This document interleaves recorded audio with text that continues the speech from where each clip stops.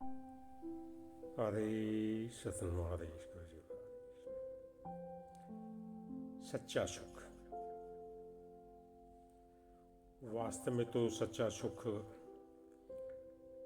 और शांति आनंद मनुष्य के मन में रहने वाले दिव्य आंतरिक भाव है। सुख स्वास्थ्य और शक्ति के सदुपयोग में है। सुख हमारे मन की संतोषपूर्ण मन स्थिति है। इसका संबंध ईमानदारी, अंतरात्मा की संतुष्टि, स्थिति, विवेकशीलता। जो व्यक्ति कम पैसे वाले तथा मजदूर होते हैं वे धन के अनुचित मोह, लालच या चिंता में कभी नहीं फंसते। सूखी रोटी खाकर भी तृप्त, दीर्घायु और चिंता में मुक्त रहते हैं।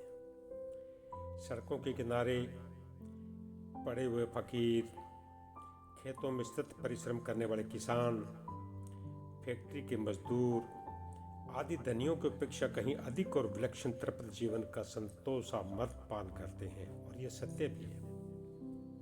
उनका सुख स्वास्थ्य और धन सुरक्षित रहता है। इनकी उपेक्षा धनी प्राय कृपण होते हैं। लोभ से हमारे मन में एक संकुचितता प्रविष्ट हो जाती है। यह संकुचितता मनुष्य की देवी प्रवृत्तियों जैसे उदारता, प्रेम, दया, प्रसन्नता, सहानुभूति, कोमलता, संवेदना आदि का नाश कर देती है।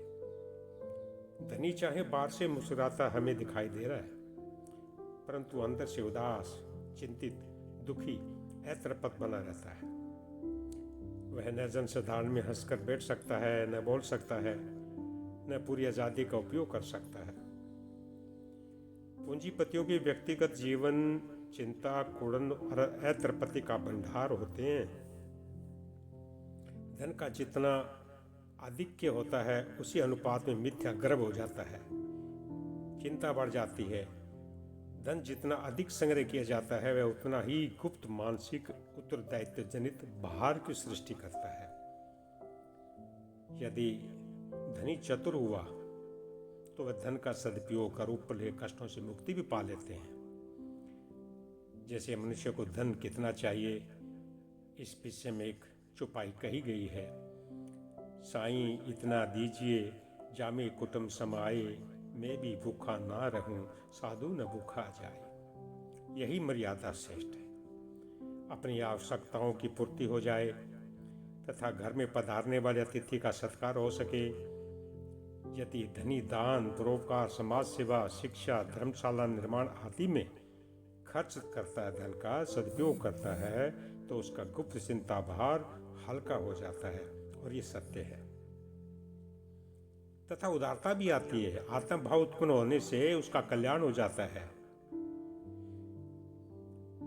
रुपया जहां दूसरों की सेवा करने, गिरे हुओं को उठाने, चलते हुओं को प्रोत्साहन कर देने, धर्म कर्म करने का अच्छा साधन है, वहां दुरुपयोग द्वारा भयंकर कुकृत्यों, व्यसनों, अभिचार, अनीति, अन्याय करने का भी साधन है।